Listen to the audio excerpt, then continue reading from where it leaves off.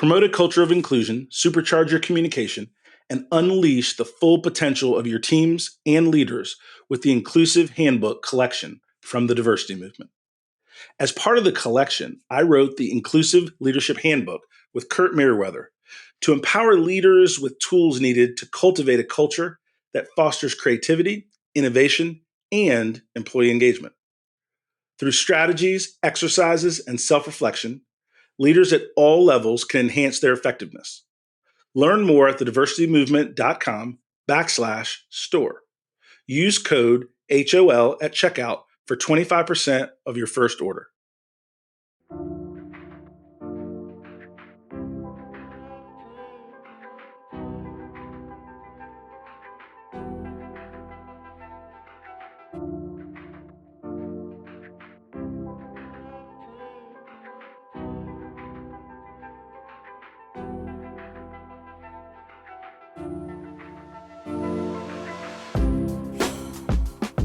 Welcome to High Octane Leadership with Donald Thompson. This season, we're diving deeper with more solo episodes, where I'll share the experiences that have led to recognition by EY, Forbes, Fast Company, and others. Not as a boast, but as milestones on my entrepreneurial path. From growing multi-million-dollar firms to successful business exits and building high-performance teams with a global perspective. I'll reveal the insights and strategies from my journey and share them with you so that we can win together.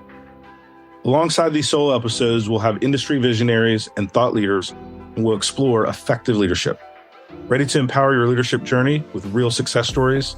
Let's embark on this transformational journey together. Welcome to another episode of High Octane Leadership. I am your host, Donald Thompson. Today, I'm joined by Dr. Kennette Thigpen Harris, trusted and sought-after professional who utilizes her skill to help multi-million-dollar companies create an atmosphere that promotes mental well-being in the workplace. Dr. Kennette, also known as Dr. K, is that okay?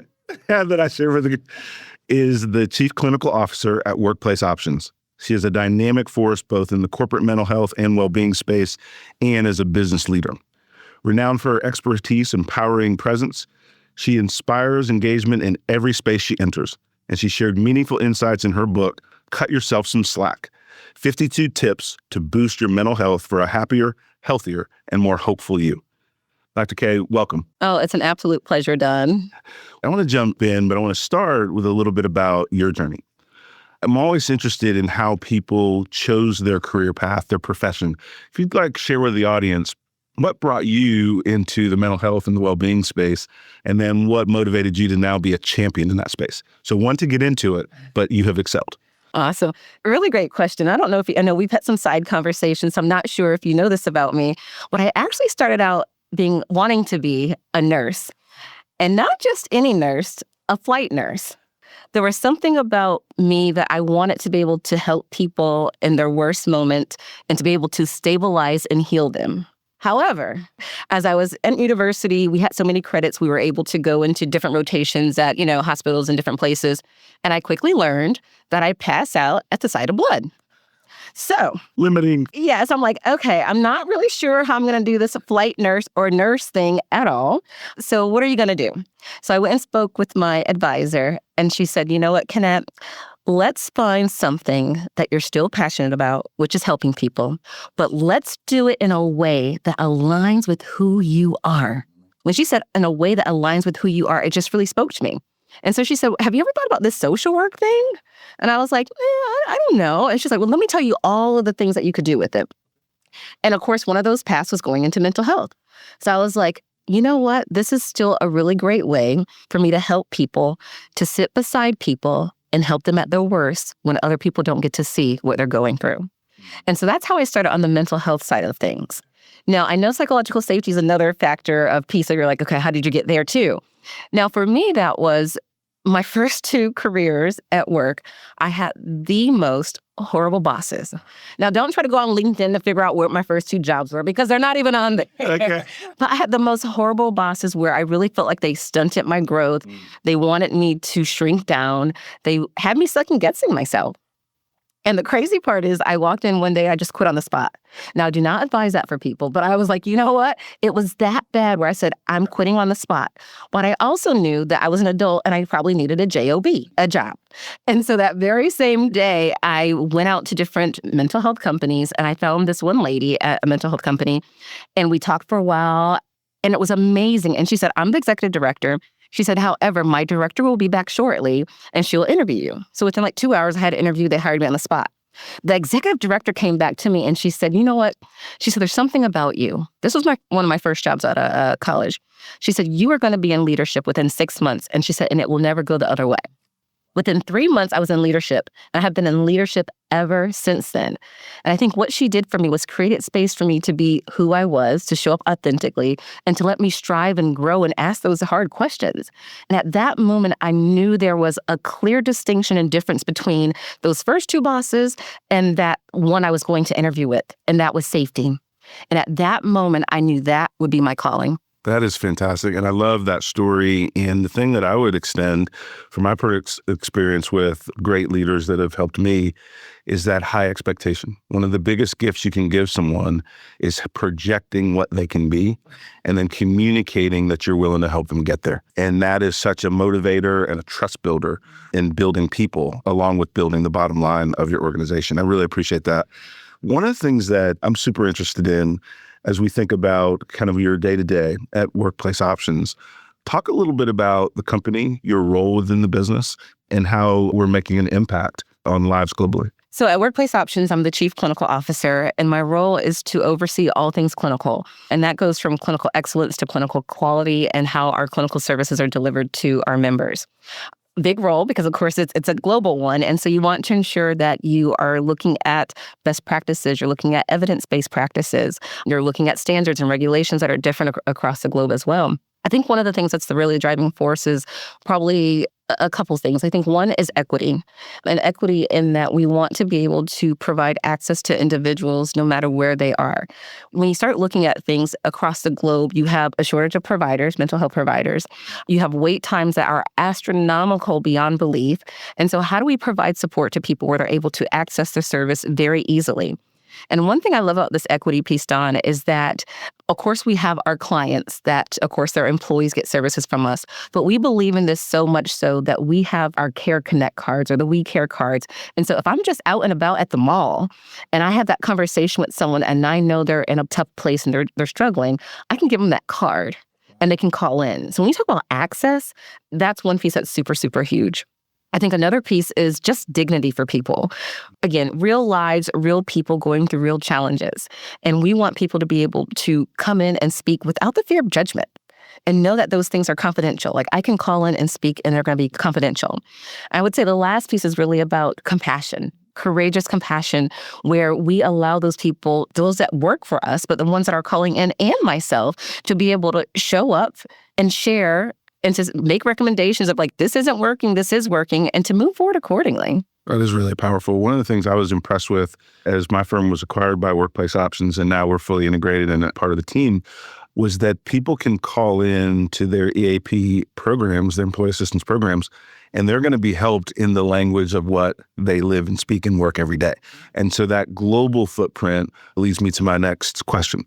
What are some of the common threads? We always talk about the differences between the US and Europe and Asia and all the different things. What are some of the common threads that you see in terms of the support people need to be effective at work? More so the people at work, or would you say the people that are calling in? The people that are calling in. When it comes to the people that are calling in, I think they need quick access. So they want to be able to call in, get the support, but they also want to get the support in their local language. So not only their local language, but also that's culturally appropriate to them.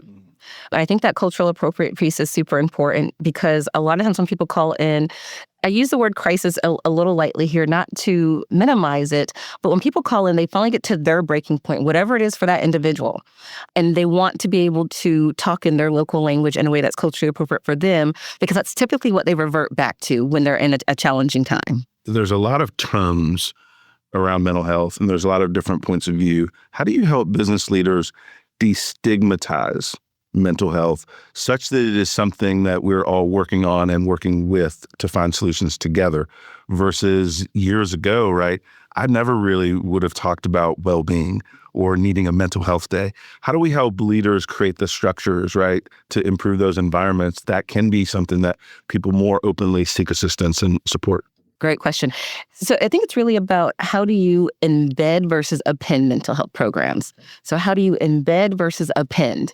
When you append, and that's typically what we see, is it's kind of an afterthought. It's like, you know what, World Mental Health Day is coming up. Let's do something for that day. We say Suicide Prevention Month is coming up. Let's do something for that month. And then that's it. So we checked a box. Or we'd kind of say, oh, let's just do something to see what the utilization will be. And that's it. But there's way more to it. But when you embed it, it's infused into the culture where it becomes a part of everything that your organization does. It's infused into the DNA of that company. And so what that begins to look like is if you take a look at your policies, your procedures, and your practices, do they align so that your employees can be mentally well? Part of this is about what are those psychosocial risk factors that are within an organization that are creating stress and strain for your employees? If you know that as an organization or a leader, then you are going to put mitigating factors into place because you don't want a risk. We often think about the financial risk of the companies, natural disaster risk for companies, but we don't talk about the mental health ones. So now I want to unpack this a little bit. Psychosocial risk is a term that is more globally used Correct. than in the U.S. That's great. So break down a little bit for our audience some impacts to psychosocial risk that can really weave in that understanding of that term. So psychosocial risk factors, again, anything, when I talk about anything, I'm saying anything that causes stress or strain for your employee. That could be from their work environment to their work schedule to how they do their work to all those different things. And when you have those psychosocial risk factors, what begins to happen is you have presenteeism, ching, we're talking money. You're talking about absenteeism, ching, we're talking about more money. We're talking about turnover. Could I keep the chings going? So it's more money that your company is losing because you don't have an engaged, and I know you love talking about engagement, you don't have an engaged employee because of those psychosocial risk factors that have been created within a work environment. So would you say, and I'm going to make a statement and see if you agree and expand on that. So psychosocial risk are those system factors, and then psychological safety is the people interaction factors. Yes. Would that be a good way to explain it? Because one of the things that I find is that as business leaders, we have so many things that are coming at us in terms of how to create culture that we often don't know where to start and where to focus. And so if you were advising a leadership team to look at their psychosocial risk factors, how would they even start doing that? If they believed everything they're hearing, they're like, yeah, give me some of that. I need to talk to Dr. K. Where would they start? It starts with a conversation. It starts with listening.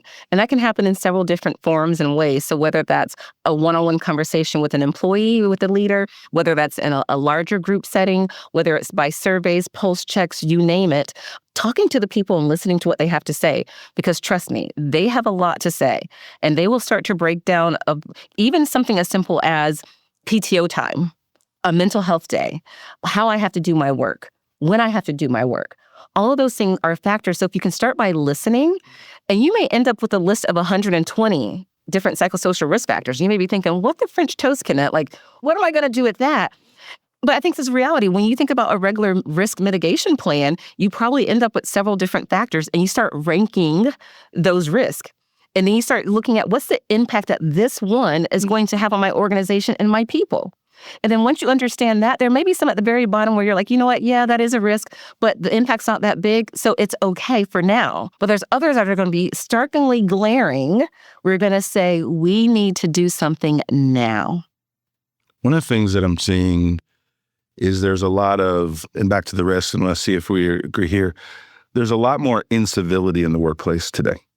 Right? So when you think about things that are corely wrong, sexual harassment, but we don't really think about things in terms of how harsh words impact someone's well-being, how they're spoken to, even if the tenor and the tone are not taken into consideration because the boss or the leader is thinking, what I'm saying is right, what I'm saying is true. I'm just trying to be honest. How do you think about the behavioral changes that people need to make so that we can reduce those negative impacts that we may cause often unintentionally? Yes. And I think part of that is about training. It doesn't not the answer to everything, but training is super important to understand certain small nuances, like you were saying. And I think a big nuance that people tend to overlook is the why question. And so maybe you're talking to an employee about a project that they're working on, and you say, well, why did you do that? It has a very negative connotation to it as almost blaming, as like what you did wrong. But how would that same employee take it if you say, this is what I did, and you say, tell me more about that? Now I feel like, oh, I'm empowered to share more about the decision that I made versus the why that makes me start to shrink and think, uh-oh, did I do something wrong? And so when you start to train people, you're able to start showing them the different signs to be able to recognize and respond and what to do. Because to be honest, a lot of leaders, when you start having those conversations, they get nervous sometimes. Like, okay, so if we're going to have this conversation, I'm getting a little bit nervous, so I won't even touch it.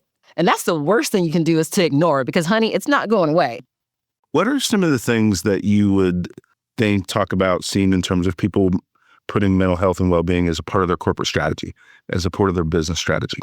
If you're not doing it, you're in trouble, first of all. And I think a lot of times what we begin to hear is, oh, well, Dr. K, like we're going to appear like we're a soft organization. Or, oh, Dr. K, it's too expensive. Or, oh, we don't have time for it. Let me tell you what is expensive. A company full of employees that have mental health challenges. Because it goes back to exactly what we talked about. You have individuals who are not engaged. The presenteeism, the absenteeism, the productivity, the innovation and creativity for people that you begin to lose. And so the cost of that alone is way more expensive. You can't afford not to put some type of program into place. No, I think that's powerful. I want to pivot a little bit. I want to talk about the book for a minute. One, just in the title, right, the 52, so it feels like I can do something a week at a time. Talk to me about the genesis of the idea and the concept, and share what a reader gets from spending time with you in that literary form. So the book 52, Cut Yourself Some Slack, the 52 Tips, it actually started out of COVID. Okay. So during the COVID time, you guys, I don't know if we want to go back there and reminisce, but I just remember being back in the house and realizing how I was feeling of being kind of stuck in the house, but also talking to other people about the challenges that they were having about being in this new environment for a while. And so I said, how can I help people? And so you may not know, I'm not doing direct practice now in regards to therapy with individuals. But during that COVID time, I said, you know what? I'm home. There's people that need my help. And so I'm going back into the business. And so during that time, during COVID, I actually went back to doing direct practice one-on-one work telephonically or virtually. But then I was like, okay, I'm only impacting a certain amount of people. That's right. Only so many hours. So many hours in a day. So I still have my full-time job. And so I said, how else can I support people? And I said, you know what? What if I give people a tip each week and post it on LinkedIn, Facebook, and Instagram? And that's what I began to do. And so I've been doing that for about 5 years now, every week posting a tip on Wednesday where people can have a piece of Dr. K, but also a tip in the moment that can help support them through that week. Yeah, 5 years worth of these tips. 5 years worth of these tips. We'll have a different little talk after this. But that's great. Go ahead. And so, you got my brain moved. But go ahead. Going, and know it's going. And so at that point, I was like, what if I were to put this all into a book and a workbook? So there's actually a book and a workbook where people could then say, you know what, you don't have to do it in order, but you could flip through it and say, you know what, fear is what has me today. Let me find this tip on fear and let me work through this activity. And so it actually provides some information about what fear really is, but then it gives you the practical strategies. So I'm big on having something practical and tangible to do and apply that's going to really help you. It's one thing to read it, but it's something else to do it. And so then there's practical strategies or an activity for you to do that's going to help you. So it started actually through COVID with a weekly video tip that I posted on social media. And then I turned it into a book so that people could have the whole book with him.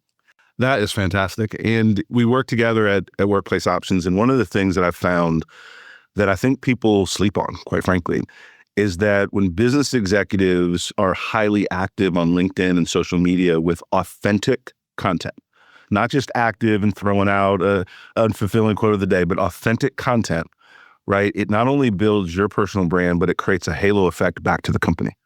Because people want to do business with people that they know, that they trust, that they're familiar with. And you can create that connectivity, right, through the use of social media. And so that's why I lit up when you were talking about the consistency that you were building on that. And so I really applaud that.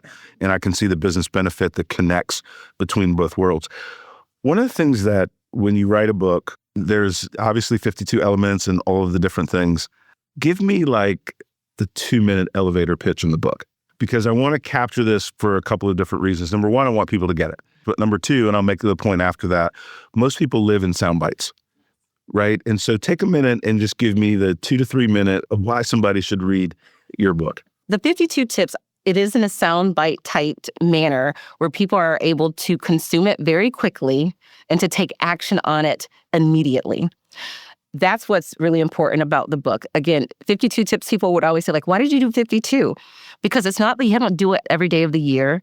If you just pick one and do it, commit to one each week of the year, read it quickly, and implement it immediately, you're going to see a world of difference in your mental health and well-being. So let me share this with you, and that was perfect. You think, because what you talked about, and you can even tell in my inflection, is microlearning. People are so busy, they're so inundated with all kinds of different information, challenges, good things, scary things, all this stuff. If you can give people 4 to 5 minutes of learning and then something that they can do and deliver value for themselves, for their organization tomorrow, they're going to try it. And that, to me, in terms of learning new things and applying new things, is super important. We can talk about psychosocial risk. We can talk about psychological safety, all of these big topics. But what we really want to do is get leaders to say, if someone in your Zoom call of 15 folks hasn't spoken up, please invite them into the conversation. Those are the types of tips that people need so that they can get in motion while they're learning all of the different things they need to do. There's some practical things they need to do. Yeah, I love that. Growing up, I had a mentor. So the mentor that I met years ago when I was looking for that job when I quit on the spot, one of the things that she taught me was it's about learning something, doing something, learning something, doing something. And it's super short. It's super simple, but it's super impactful. And so as I go through life, I still clearly carry it with me now of learn something, do something. That's right. And we are, another thing that's evident from just listening to you and knowing you professionally, we're all impacted by the environments we work and live in.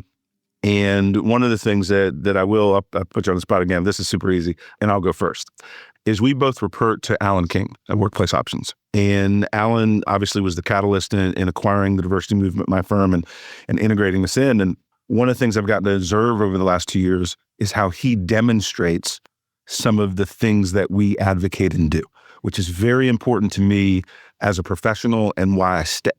And so one of the things is Alan is a hard-charging leader. He wants business results, like don't get that. But the way he delivers that is through an empathetic mindset. He's very open to hearing alternative points of view, and he wants you to own responsibility for the things that you mutually agree on. And those are traits of an inclusive leader, of a thoughtful leader, someone that thinks about mental health. And he pointed to me when we were having a one-on-one dialogue about a few things, and he said, Don, ultimately our goal is to help people. Now, we can put all kinds of things around that, but when I wake up every day, that's ultimately what we want to do. Would you share a couple things you've learned from working with Alan that you've observed that really live the brand, is the way I would like to describe it? I would say it's the human-centered approach. Every day he comes to work, it's that human-centered approach of how he interacts with each and every one of us. And I can speak for myself in particular, but how he interacts. But the follow-through on that. So I remember there was one weekend in particular where that Friday night and that Saturday night, we were getting these high escalation calls. And Alan said, hey, Kennette, we have a situation. I need you to take a look at it. Great, I did it. And it was a holiday weekend on top of that. I think it was Easter weekend. He called me again. He was like, hey, it's me again. I'm so sorry.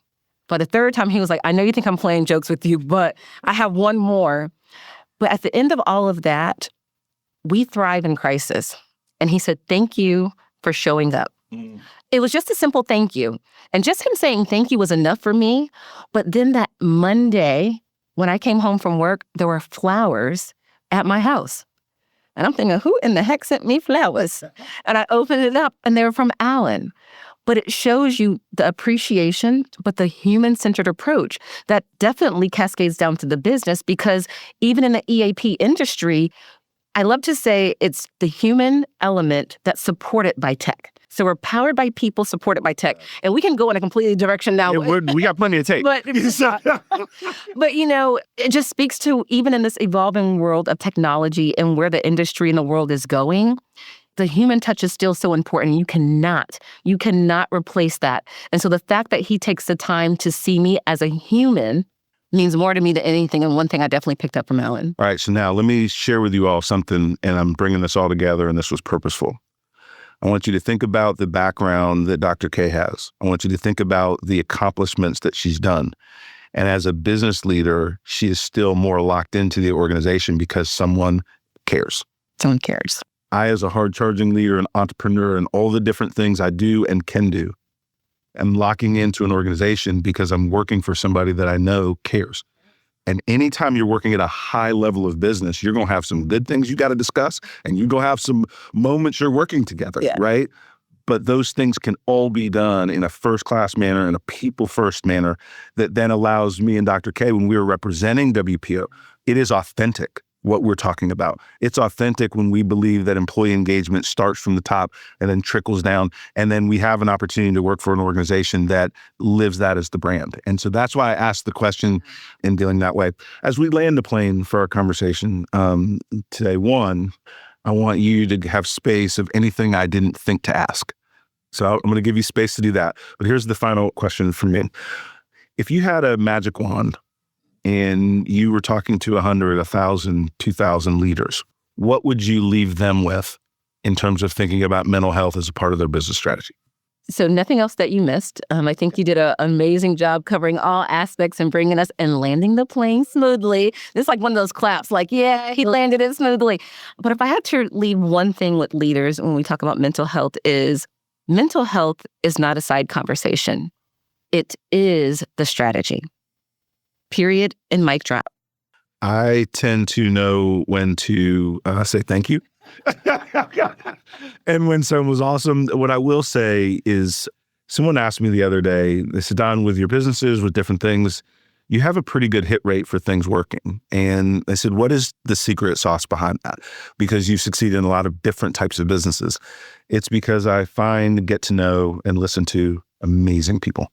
And what it does is inform my learning journey. It informs the way that I think about business and growing as an executive.